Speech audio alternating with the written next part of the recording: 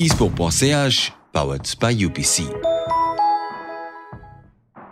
Bonjour à tous, bienvenue au Spotlight de eSport.ch, une nouvelle semaine, un nouveau t-shirt. Léa, j'adore.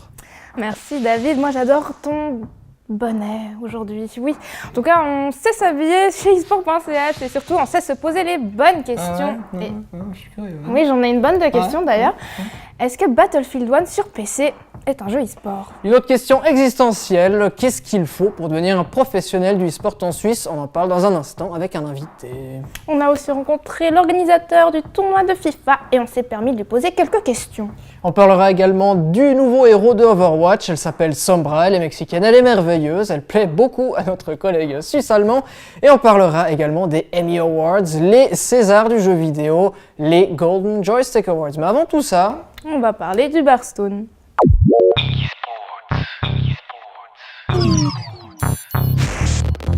Doute sur le sport, c'est qui motive la scène, c'est qui te motive. eSport.ch, powered by UPC. Ce week-end, à Niederglatt, quelque part en Suisse allemande, avait lieu le Hearthstone. Oui, ou alors le Quartzstone, l'équivalent du Quartzstone à Lausanne. Ah, mais c'est donc ça, je comprends enfin. Du coup, on pouvait faire là-bas 3 choses, manger, picoler et jouer au jeu de cartes Hearthstone. Exactement, David, t'as tout compris, c'est exactement ça. D'ailleurs, l'événement accueillait les nuls, ou les noobs, enfin, je sais pas, comme moi ou toi, j'en sais rien, et les plus forts pour célébrer le jeu de cartes Hearthstone. Exactement, et c'était la 17e édition du Hearthstone. Tellement de succès, c'était super, vous pouvez le voir sur nos photos derrière nous, que c'était un plein succès. D'ailleurs, c'était tellement bien qu'on a envoyé notre caméraman, notre superbe, notre génial Uli. On pourrait aussi dire le David 2.0, parce qu'il est beaucoup meilleur que moi. Beaucoup meilleur. Oh, arrête, voyons. C'est pas français.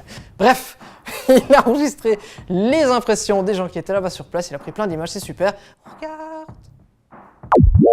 Events. The Hearthstones are for me mostly fun, meeting new people, but also training for important tournaments in other parts of Switzerland.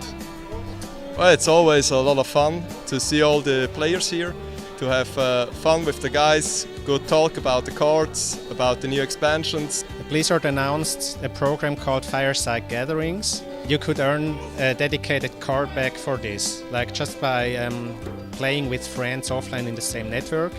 And my first event was just about getting this card back with some friends. We had like 6 players or so.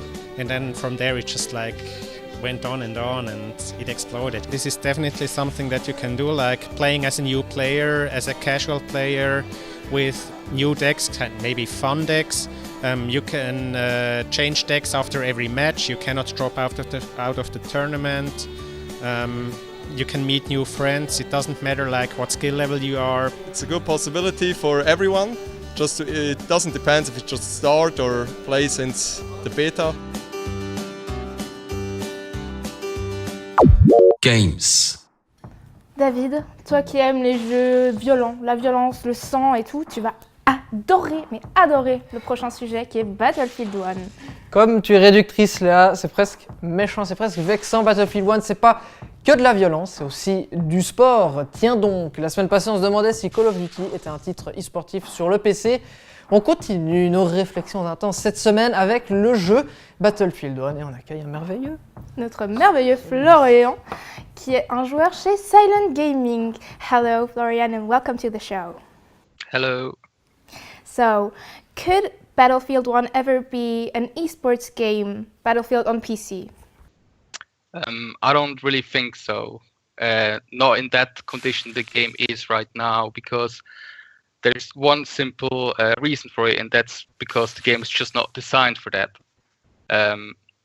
Mostly because the most played game mode, Conquest, is played 32 against 32 or 24 against 24 people. And as many of you know, it's really hard to find a team that's only with 5 players. So finding a team or making a team with 24 or more players is going to be really difficult.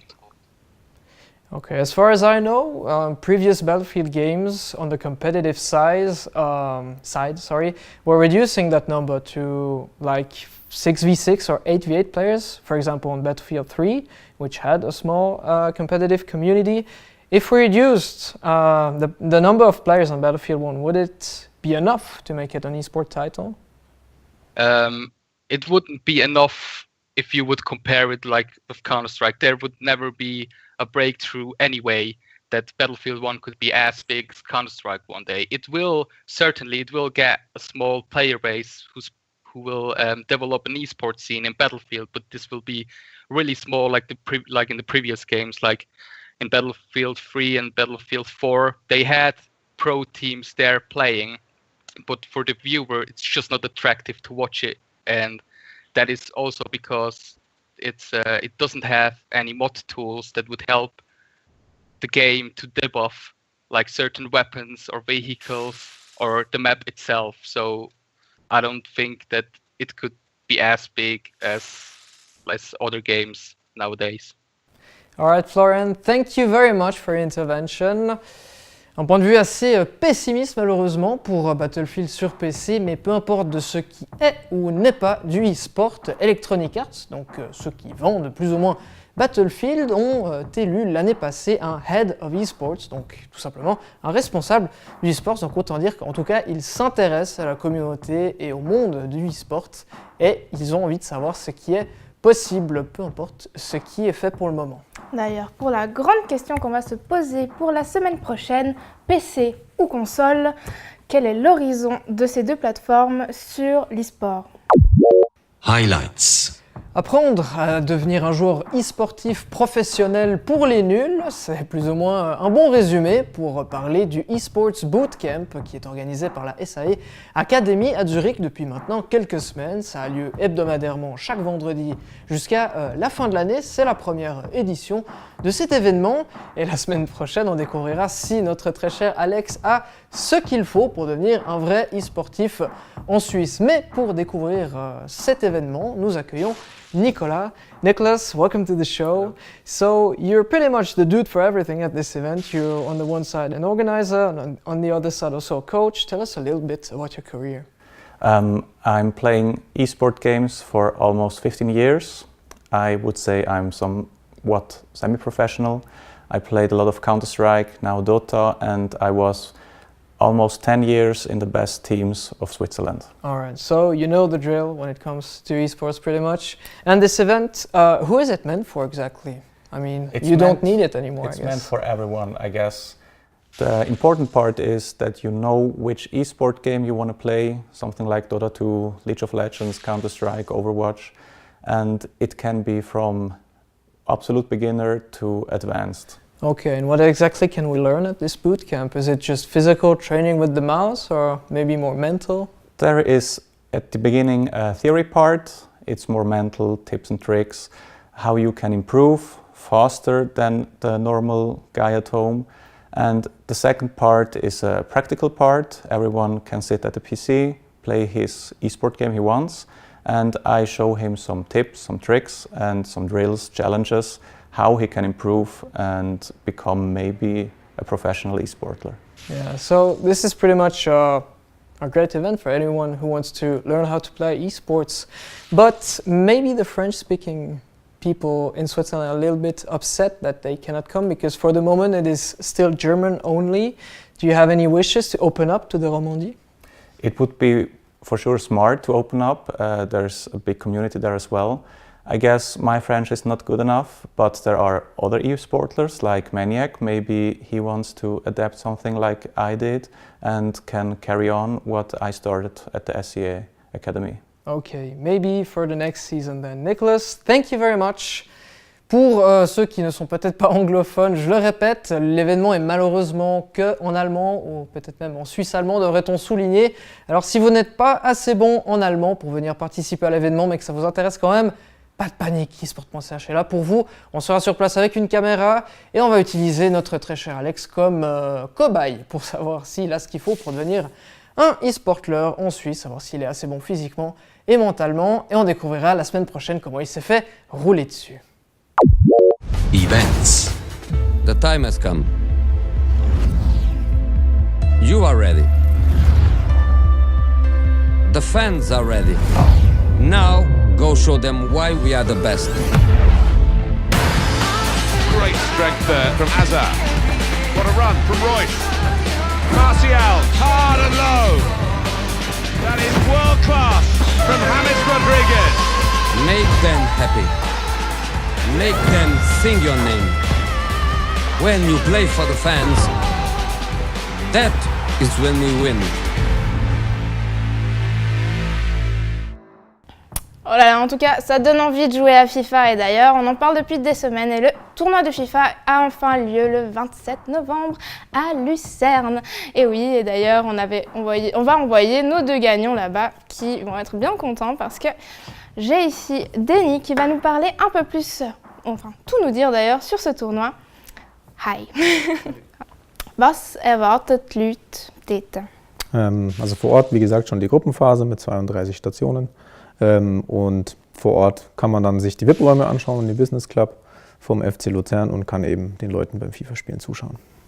Alors, qu'est-ce que les gens et les joueurs, les visiteurs pourront faire là-bas? Les joueurs, en tout cas, vont pouvoir participer aux phases de groupe du tournoi. Et pour les visiteurs, eh bien, ils pourront visiter la VIP Lounge du FC Lucerne. Et bien sûr, l'entrée est gratuite.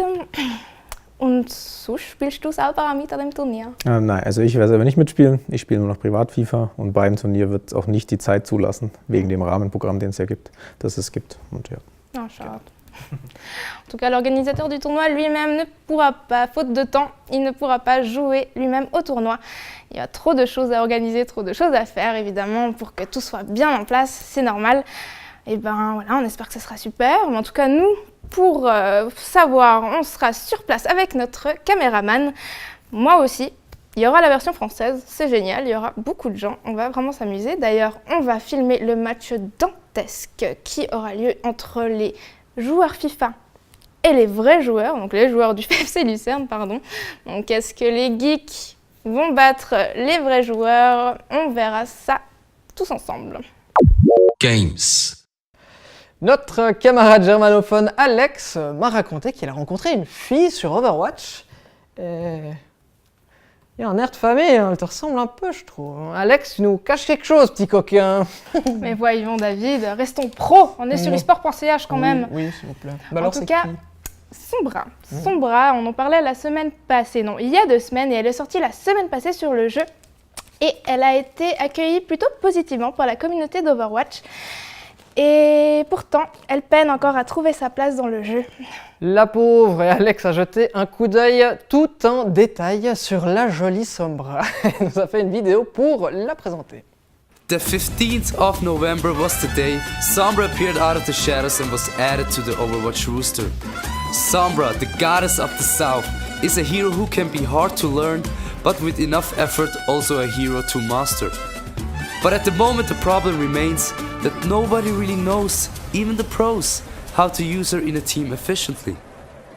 Her job as a flanker is to decimate the enemy backlines, preferably supports, in order to give the team a chance to proceed with the mission. Mentionable to say is that her hack ability is very tricky.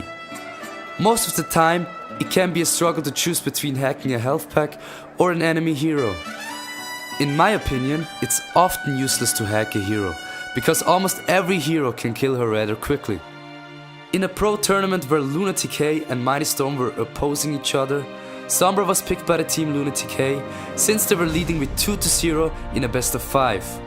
And that was the first time Sombra was picked in an official tournament in the pro scene, but it failed horribly. You don't often see Sombra in the pro scene yet, but in training mode you see her way too often, being practiced with and also fed with. Nevertheless, I see a great future for Sombra in the next season, since she is strong, but yet to be discovered. And with all said and done, a little light within the shadows, enjoy Señorita Sombra's kiss.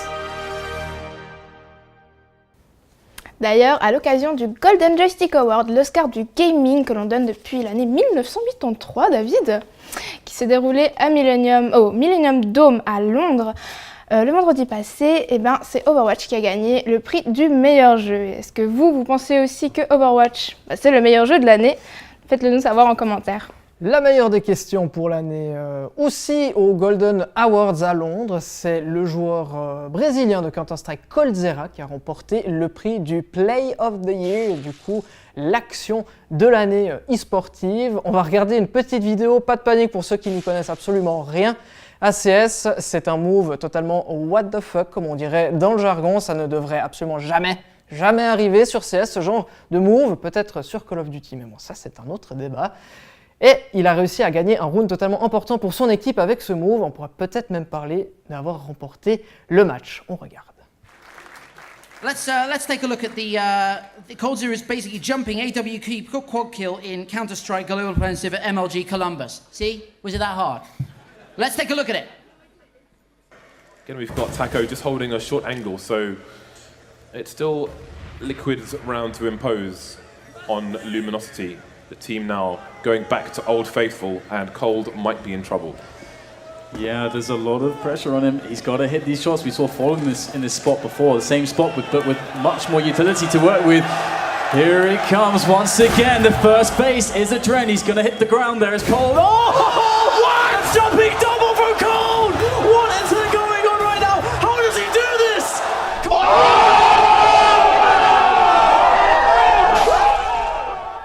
Et on arrive à la fin de cette édition. Et qu'est-ce qui est important pour un gamer, David? Une très bonne connexion Internet. Oui, en effet. D'ailleurs, heureusement qu'UPC est là et organise un workshop de 2 heures et accueille 12 joueurs à venir parler de ce qu'il y a de plus important pour votre connexion. N'ayez pas peur, ne paniquez pas. C'est en anglais, vous pouvez venir, n'ayez pas peur. Et pour participer, vous pouvez vous inscrire sur esport.ch ou sur le site internet du pc.ch. Ce sera tout pour cette semaine. On se retrouve la semaine prochaine. D'ici là, n'oubliez pas de vous amuser. esport.ch, powered by UPC.